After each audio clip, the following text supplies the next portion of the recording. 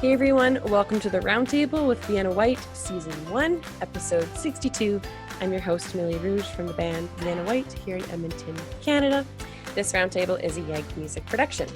I want to introduce you to our guests today, with our first guest being Gizelle de Guzman from Halifax, Nova Scotia. Welcome, Gizelle. Hi, everyone. We have Guy from Idle Wave, one of the members, who is based in Asbury Park, New Jersey. So welcome, Guy. What's going on? Thanks for having me. Absolutely. And Kevin Daniel from Brooklyn, New York. Thank you for joining us today. Hello. All right, everybody. So my very first question I have for you, it's a very complicated question. I want to know how your day has been going so far. What have you guys been up to? It's a very complicated question, I know. I just finished. Oh, sorry. Go ahead. I just finished a co-write, actually. Oh, really? Cool. Yeah. I'm in a songwriter, independent singer-songwriter competition right now. Ooh. And there's a few of us doing collaboration on a song. That's really cool. What's the contest name, out of curiosity? The Shot. Okay, I've actually spoken to a few people that are on that same contest, so that's really cool. Nice. I'm excited to hear. Have you spoken with, what's his name? Almir Jules? No? Okay, maybe I'll meet him eventually. I feel like he told me he was in that contest, so I'm excited to see how that goes for you. That's really cool. I have to say, Guy, I really like your, is that an actual watermelon or is that your cereal bowl? Real watermelon. Okay. Like a path, like that's just great. Straight, the melon. I love that. You don't waste no time. You just go straight to the watermelon. I've been eyeing that. That's great. I love it. Yeah. Is that Kevin? Do you want to talk about your day, or do you want me to talk about the watermelon more? I mean, I'm also loving the watermelon. I'm actually in Atlantic City right now. So my day has been good. This is like the first time I've left New York in months. I'm staying at a family member's house. That's awesome. And I was at the beach, so the day is good. It's been a great day. No complaints, eh? Out there. That's fantastic. Well, thank you everyone for sharing. I'm glad to hear you're all having great days so far. So I actually want to chat about, because I've never met any of you before, only virtually, I kind of want to hear more about your musical journeys and how you got to where you are today with your music. So Gizelle, do you kind of want to tell us a little bit more about how you got into music and where you're at with it now? Yeah, I guess. I started kind of singing really when I was really, really young, probably when I couldn't talk it. I have a family. Well, I have 5 siblings and my parents, and we're all very musical. So that's kind of the environment that I grew up in. But I didn't really take it seriously until I was at the Alberta Children's Hospital. I actually grew up in Alberta and got diagnosed with PTSD. I did a lot of music therapy there and really focused on how I can use music to cope with the things that I was dealing with. And that's really when I started taking it seriously and making a career out of it. But I moved here after high school in Halifax, and I kind of just forgot about it and didn't have a lot of opportunities and connections here. So it was kind of difficult. But then eventually I took music business in college. So after that, I just started doing a lot of music again. That's awesome. So what part of Alberta were you living in, out of curiosity? I'm from Cremona. It's okay. I don't know if you've heard of it. There's 500 people in the town. It's an hour north of Calgary. Okay. That helps to put it into perspective. I'm from Edmonton, so I'm I don't know. We have 1 million people here, so I don't know where that is. No, that's awesome to hear, though. I'm glad to hear your music's going so well. Now, Guy, I kind of want to hear about your band, Idle Wave. Can you tell us more about your musical project that you're in currently right now? Musical, one more time. I'm currently You're just right now. your musical career and your journey so far, being in Idle Wave. So Idle Wave originally started as a band in college of my friends I made. I was just desperate to play in someone else's band, and I met up with a few friends, and I was just like, I'll literally buy a bass and join your band. And they were called From the Future, and we were horrible. We did 4 Year Strong covers, what was the other band we covered? Just like all that like pop punk stuff, but that was heavier. Hmm. We did like Incubus covers. It was all over the place. And then we were trying to write songs together and they just weren't working out. So then I was like, a couple members didn't stick around, but then two of my friends, Kevin and Joe, the guitar player and drummer, hung around. So I wrote songs with them where I was, instead of playing bass, I was like, I'll play guitar and front it and start singing. And then we made a band called Flammable Animals, which was no better. It was just, there were breakdowns in it. We kind of sounded like old Fall Out Boy, but my voice was nowhere near that. And, still inspired by like the Wonder Years and 4 Years Strong, the Story So Far, all the like real top dominant pop punk bands while we were in college. And then kept it going a little bit after college. And then just, people deciding like what they're going to do instead of like touring or juggling full-time jobs and all that. So we rebranded ourselves to Idlewave and worked on an EP that we had slightly bigger plans for initially, but then we just focused on getting those 4 songs to sound really good, aside from a single we did. And then our guitar player got married and moved out to Utah, and our drummer like kind of hung around but was playing in other bands. So then it was just me, and I had the dilemma of like, do I push these songs out and try to get a new band together, or like what to do? And I was just like, I'm just gonna try to do whatever I can. And so I was like, what are my goals? I want to do music videos for all the songs. I want to play shows and get more active in the scene that we've been building to already this whole time. So I put the EP out on my own, did the music videos, and then just started writing accidentally a full-length record with a friend of mine who's a great producer in the area. And with that, just kind of the last 2 years has been a crazy blip of just playing a whole bunch of shows, being a part of a really, really special music scene here on the East Coast. And before the whole COVID thing, having plans. We put out one song from the full-length record that doesn't exist yet, but it's obviously coming. And when music comes back to playing live and circulating how it must be, then it'll certainly be happening, because it is done, and it's been done for a little bit. Yeah, for sure. No, that's great to hear that you guys are still hustling and you're kind of waiting just for things to open back up, which I think a lot of us are kind of in that mindset for sure as well. Yeah. So Kevin, I want to hear more about your musical journey and how you kind of got into music and where you're at with your music today. Yeah, I don't really know if I ever got into music as much as it just has always been a part of my life. I've been playing music since I was a little kid. I started playing saxophone, piano, and singing when I was a little kid. Sax was sort of my main instrument for a long time. Being born in North Carolina, country and bluegrass has always been kind of a big influence on me. Moved to New York like 10 years ago. I played in a couple different bands, saxophone, singing, guitar, banjo. Played in a bluegrass band for like 3 years. I mean, I've just like always hopped around in like bands that weren't really my thing. Or I was like a secondary character in it. And I've always written music, but I've never really performed it as my own stuff. And then in 2006, my mom and my stepdad died in a plane crash. Which sort of turned my whole life upside down and basically like kind of just stopped everything I was doing. And I think I went back to work for like maybe another month or two. I was like copywriting or something, and I just stopped, and I was like, I'm just gonna do this. And so I put out my first EP about 5 or 6 years ago. I've been playing as a full-time musician for 3 years, but for me that means a lot of things. I mean, I perform as Kevin Daniel solo. I perform as Kevin Daniel in the Bottom Lines with a full band. I'm a lead singer in a wedding band in New York that usually is very, very busy. I write songs for like 15 seconds of music for like a transition in a commercial. So I'm trying to get into like composition for stuff that, really doesn't have anything to do with my music. But yeah, and since coronavirus, obviously a lot of that has taken a back seat. But I was just selected to play South by Southwest this year.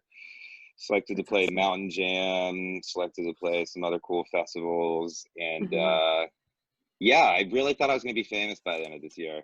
Yeah. Let's put it that way.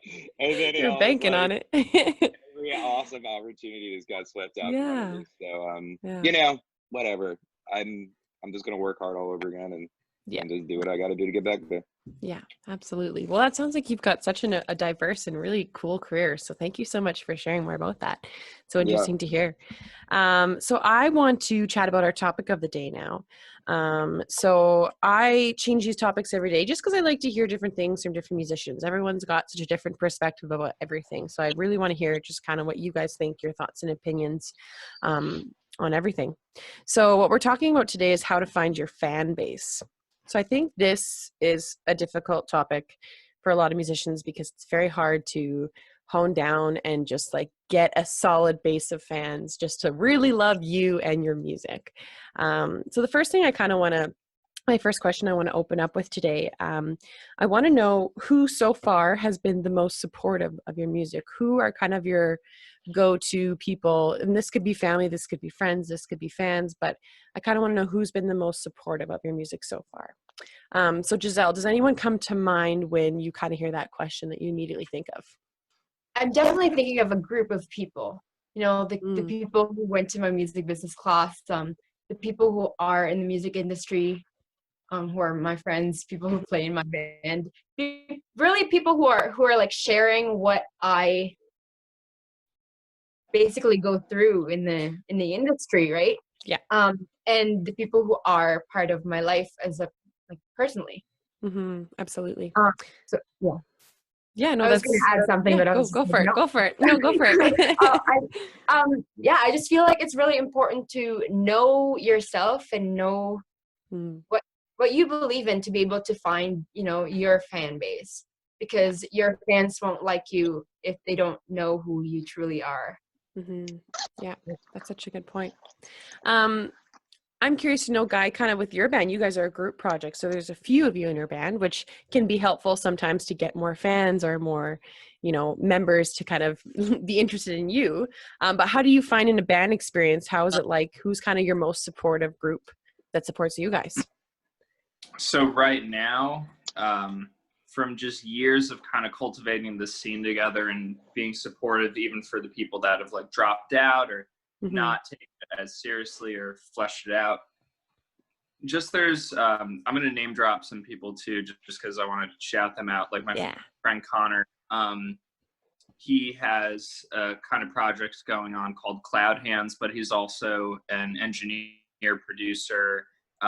He does sound at the Asbury Park Brewery, which is like the DIY punk venue in our town. Well, there's a couple, but that's my favorite at least. And got to know him from like doing sound for us, and then we started doing live sessions in his basement and started doing songs, like recording with him, and just having him. We played in another band together, and then he's been playing a lot of Idlewave stuff with me recently, doing like on some of the live sessions he'll play guitar and backup vocals and synths, and he's just a jack of all trades when it comes to that. And then our other friend Chris plays in a band called American Stereo, and he is, I think we've done every Idlewave music video with him. He's an incredible just producer of music videos and content creator, and his rig keeps getting better and better. And he, as soon as we started doing videos with him, I just immediately recommended him to so many people. And now I want to say at least every band we play with has done music videos with Chris. He's got a huge repertoire going, doing live sessions and events.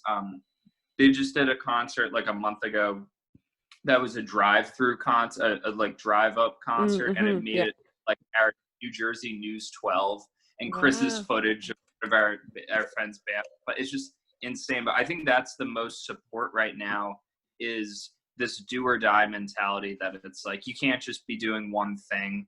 And people like Chris and Connor, they really love it. Either they're working on something, producing amazing quality, helping a band out, or they're, you know, playing in band, just like writing and being creative. And I think that feeds it all. Like the people like that are the real like gems we have. Absolutely. Yeah, I think it's so important to have people like that in your group or your solo project, because it's really hard to do this on your own, I think, and it's great to have Yeah. those connections. Now, Kevin, I kind of want to know from your perspective, who has been the most supportive of your music? I know you do all these different projects, so I'm curious to know who's kind of your go-to people that you find are the most supportive of your music. Thank you for asking me to unmute me. Yeah, there's some like house being built, so if it gets crazy and you can That's hear it, just okay. let me know and I'll move No instead. worries, no worries. I mean, friends and family first, honestly. You know, like those are the Yeah. people who I'll play my demos for. I'll play them the stuff that hasn't hit the studio. I'll play them stuff I just wrote like the day before and be like, does this suck? So those are the people, and you know, those are the people who they don't like country music or they don't like my music. They're gonna come out and support me anyway. So those are dudes who help get butts in the seat. But you know, I don't play in New York that often, so I don't always see them. But in terms of my career, like I'll name drop some people. Ben Rice, he runs DeGraw Sound in Brooklyn. He has been my number one for since my first album. He produces Valerie June, who is an awesome musician coming up out of Nashville. I will name drop my publicist, Rob Ebenoff. I met him at Americana Fest 2 years ago, and he was just supposed to help me with my album release, and we've been working together totally ever since. So he's my publicist. He helps me book. He's just like my connection dude. He's just the guy when I'm like, I don't want to do this right now. He's like, you got to do this.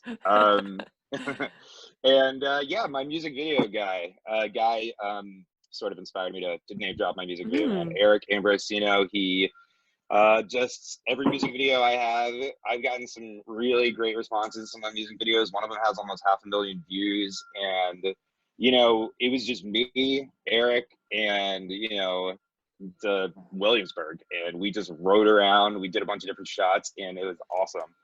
And I sort of found that, like, you know, he's always pushing me to do cool stuff. He's always got ideas, but you know, like I mean, we can talk about this more and how you find fans, but there are fans out there that will sort of be like your front line that you don't know. But we can talk more about how to find them. Yeah, absolutely. So my next question for everyone is, what are some ways that you've maintained your fans to continue to listen, to continue to support your music? Because I feel like there can be times where, you know, someone's a really huge fan for you for a little short while and they kind of disappear into the abyss. So what are some ways you think you've kind of continued to have those fans to support you? I want to start with Guy, because I don't want to totally throw Gizelle on the spot every time. What are some ways you've had continued support and you've kind of kept that relationship with your fans? Well, as someone who I really, a lot of people on the last tour would make fun of me because they're like, Guy loves music. I do really love music, and I support a lot of bands, and just I listen to records for fun. Like, I'm that psycho. So as somebody who met their heroes a lot and like been fortunate enough to play shows and have people come up and meet me and buy merch and just be like, I love what you're doing, or like subscribe or comment on stuff, or like find us through the internet or whatever. I think just being genuine and not being fake to somebody that you play to, I think it goes a really long way. And just really just being yourself and being genuine has helped me out. And it's been the connections that I've had with people for the longest. Being open and honest with them, and not just beating around the bush and like thinking of them as a piggy bank or anything like that. That's at least what I've found at my level of, you know, not being too like huge at anything really. That's gone a long way. And I think the best advice I've ever heard is, instead of trying to expand your group in like one huge push, just if you have like a handful of fans, really treat them the best and give them the best, and don't like hold out for, oh, I want the world to see this next live session. It's like, no, like email the 30 people you love that you know will love this, that you're excited, like that friend you'd invite to show them the stuff that's unreleased. Just like put them together in some kind of chat and do that. I see a lot of like, we don't have one, but probably gonna get started on doing a club on Facebook where everybody could have like a discussion board, because I know I'm in a couple of those for like Jeff Rosenstock or Prince Daddy and the Hyena, and those those do really well, and they're a lot of fun, and it's cool because it's like, once they do get to a point where it is like exclusive merch drops, or who gets the first 500 records in the pre-order or anything like that, it's the real day ones, as I like to call them, are in there. So yeah, exactly. I feel like, but yeah, just growing like whoever, like the small amount, treating them with respect and being and leave friends with them. But yeah, absolutely. What do you think, Kevin? What do you think are some ways you've kind of maintained throughout the years some consistent fans for your music and your style that you play? I'd say the most important thing is, as long as you can, until maybe you're so popular you just can't do it anymore, but just respond to them. If they message you, if they comment on stuff, if they DM you, email you, whatever, just respond to them, and interact with them. I think another important thing is just, you guys got to stay engaged, like, maybe this comes from my editorial background, but I have a content calendar because I have, in addition to all the social media outlets that I use, I also have a Patreon, and I have not only a Facebook group, but a private Facebook group just for like people who really, really want to stay in touch with me. Those people I only invite after they connect with me personally. And these, like I said, these are the people who I offer the exclusive merch drops to, but these are also the people who I give like 4 different t-shirt designs. And I'm like, which one do you want to buy? Because you guys are my biggest fans. You're probably gonna, whatever you want is probably gonna be the one that sells the best. So, giving people opportunities to connect with you. I do run a Patreon. It has not been super successful for me. I'm probably not doing it right. But it is, just giving people opportunities and to feel like they're really talking to you. And obviously, being authentic and stuff. And just, I never BS with my fans. Like, if somebody wants to know how I accomplished something, I just tell them, I'm not like, oh, I'm just so good that I got this. It's like, no, dude, I worked like 2.5 years. I met like 15 different people. One of them, like, I got drunk accidentally at a bar one time, and now they're my friends, and they invited me to play this festival. Like, I'm not any better than the other guy that they didn't ask. I just happen to like be doing this for a long time, surrounding myself with industry people.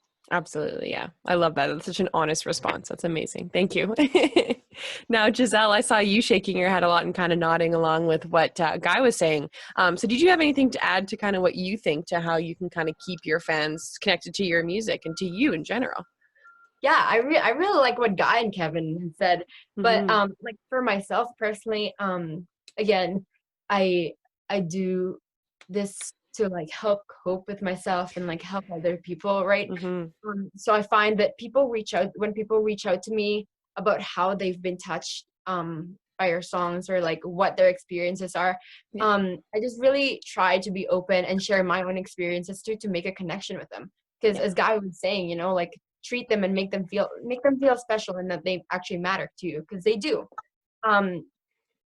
So yeah, just like making conversations with them and feeling like they're important part of our journey is really, I feel like, what matters to my fans.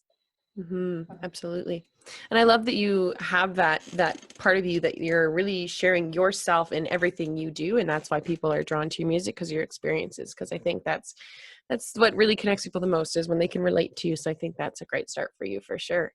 My next question is, what do you guys think makes it difficult to grow new fans? What's that blockage that you can't get over sometimes when making new fans? Let's start with Guy. What do you think? What are some kind of ways that maybe it's difficult to get those brand new fans or a new audience base? I'm going to try to jump like 4 or 5 months ago to give like a proper answer to that, because right now I'm dealing with of course, of this, like, oh, we don't have shows to play, or like the really noticing the things that we didn't take for granted, but that were the, cornerstone. But I guess it's oversaturation of how to get attention, because you'll find trends of like people will do an Instagram ad video or like a Facebook ad video of, the perfect 15-second snippet of what their act is or what their whole aesthetic is or anything like that. And I've rarely found music I enjoyed that way. I'm just like, I'm also like, why is this hitting me? I have some like country acts coming through my my Instagram. It's like, this isn't remotely close to the things I subscribe to. Like, that's so random how they found me to target or whatever. But I think that, like, trying to just grow on the internet when it's really through people. It's through people that really like your acoustic video you put on YouTube and share that on their feed, or go over to someone's house and they're like, you got to hear this, or you got to see this person play. This is amazing. And I think it gets lost. It just gets a little lost over the internet, over like what you think's gonna, oh, maybe these people will share it to their audience of, you know, this many people and it'll hit. But I don't know. I feel like it just gets lost in the sauce on that. Lost in the sauce. That's great. I love that. That's awesome. Well, no, I think you make such a good point, though, that social media, it seems like it's easier to advertise that way. And it seems like we have a really easy in, but it's not. Like, a lot of the time it's randomly targeted. And I'm sure Kevin maybe has some more. I know you said you kind of worked in this kind of field before. So is there maybe some things that you've experienced with social media as well, too, like Guy was saying, with advertising and getting new fans? Yeah, I mean, I use social media as my main way of gaining new fans. So I'm constantly, literally, have not stopped for almost a year running ads on Instagram and Facebook. I run Instagram ads for Instagram stories only, and I run ads for Facebook Messenger only. So if you're getting an Instagram ad from me, hopefully you haven't seen any of my ads, Guy, because I really try and target my stuff to people who would already be predisposed to like my music. Right. And you know, if you get a Facebook message ad for me, eventually me and you are actually going to be communicating. Like, we will actually be talking through Messenger at some point down this exchange. But I think, like, I mean, the biggest thing is obviously cutting through the noise. There are so many ways to be heard right now. There's so many people out there trying to take advantage of up and coming musicians through, you know, paid editorial, through paid playlisting, through artist development companies that seem to be popping up anywhere. And, you know, some of them are legit. I worked with some of these people, and some of them are total BS. But I also think, like, you can get really bogged down in the marketing game, which is extremely important. And if you have any spare change outside of making a record, you need to spend it on marketing. But at the same time, like, it's very easy to forget that you should also just be making good music. And, like, that's the most important thing you can do. And if you find yourself spending 5 days a week trying to learn how to make the perfect Instagram ad, and 1 day a week actually playing music or writing music, then that's not right.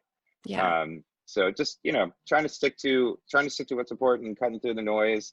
Eventually, if you write good stuff and you do put a little bit of marketing in, you will find the people who really support it. Yeah, I think, you bring up a great point of how sometimes musicians get so caught up in the business side and the advertising side that they kind of forget, oh yeah, my product needs to be actually something that people will listen to and that they actually like. And it's not just about, you know, what you sell. So that's some great advice for sure. Gizelle, what are some ways, either through social media or not through social media, that you've found to kind of gain new fans? To gain new fans? What I've been trying to what's the word I'm looking for? I can't. I've been trying to do it organically. Is that what you're thinking? More often. No, it's just targeting my audience. You know, because you can target which geographically or their like age or whatnot. Just like targeting the right audience that I want, according to the Facebook like insights, Instagram insights that are given to me. Right. It's not been easy. Obviously everything is like, you know, experimental, but I'm slowly working on it. No, that's a great point. It is really all trial and error. You just kind of shoot it out there, hope for the best and see what works, and then kind of adjust yourself for sure. No, absolutely. But also like collaboration, especially since like quarantine. But we're good. We still got you. We got you. It's been really helpful to, you know, collaborate with people, get to know other people, because when they do enjoy your music, they tend to work with you a lot, and they organically promote you to their friends as well. No, absolutely. Sorry, my computer's lagging on me a little bit here. I want to know, I guess I have about like one or two more questions here for you guys. Do you think an artist should consider their fans' opinions or maybe thoughts or whatever they say when you're writing new music or you're playing live shows? Do you think it matters what they think? Like if someone's telling you, I think you should no longer play country, you should stick to playing indie music now. If someone told you that, Kevin, do you think it's important to consider what they say, or do you think you should stick to kind of your own guns with what you believe in your own music? I mean, you definitely need to listen to your fans, and you need to play stuff that you think that they would like. I mean, Yeah. sure, you can play and write the stuff that you think is amazing, but like, do you want to be a musician, or do you want to be somebody who just writes music that they like? You Mm-hmm. know, like music is a business at the end of the day. And Yeah. I listen to a lot of stuff in my contemporaries because I want to know what's successful. I want to know what people are liking. I want to know what they listen to. Mm-hmm. I'm way more into hearing from industry people. You know, I take their opinion to heart. But, you know, I go to my fans for a lot of opinions. Maybe not necessarily on does this music suck or not, because usually they get a final product. But like in terms of music video ideas, merch ideas, what kinds of tours I should be doing, where I should be going, like these things are important to me. And if you have a fan base that will respond to you, like that's great. You know, like there are services out there where you can pay to sort of like be a polling room for your music or your music videos or stuff like that. But if you have even just 10 to 20 people who you can knock ideas around with, that's important. And I think a lot of musicians are sort of like, everything needs to be a final product, so they think I'm really legit. Dude, my fans know that like I'm just living in Brooklyn alone and I'm like DIYing everything. Like Yeah. they know I'm not tour busting around to like Madison Square Garden or whatever. So Yeah. I think just, you know, I certainly block out the haters. I mean, if you're a hater, it probably just means that you're too scared to do anything on your own and you're too comfortable with your own life. You know, Mm-hmm. I'm putting myself out there, but Yeah. yeah, opinions are important, but you know, don't forget who you are. Yeah, absolutely. What do you think, Gizelle? Do you think that, like, what's kind of your opinions? Do you agree kind of with Kevin, or do you disagree? Yeah, I definitely agree with Kevin. I think that you know, your fans are a part of your journey. So Mm-hmm. you should be able to listen to, you know, their advices on certain things, Mm-hmm. such as, you know, merchandise and the things that they can physically have and Yeah. hear for themselves kind of thing. But I feel like with your music you have to still stay authentic to yourself, but also be able to adjust so that um, you can kind of follow the suggestions that, you know, are recommended to you, because at the end of the day they're the people who will be listening to it and the people that you want to enjoy that music with. Yeah, absolutely. And Guy, do you have anything to add on to that as well, of kind of what you think for that? I think I'm the odd man out in this one. I think you listen to yourself and your heart.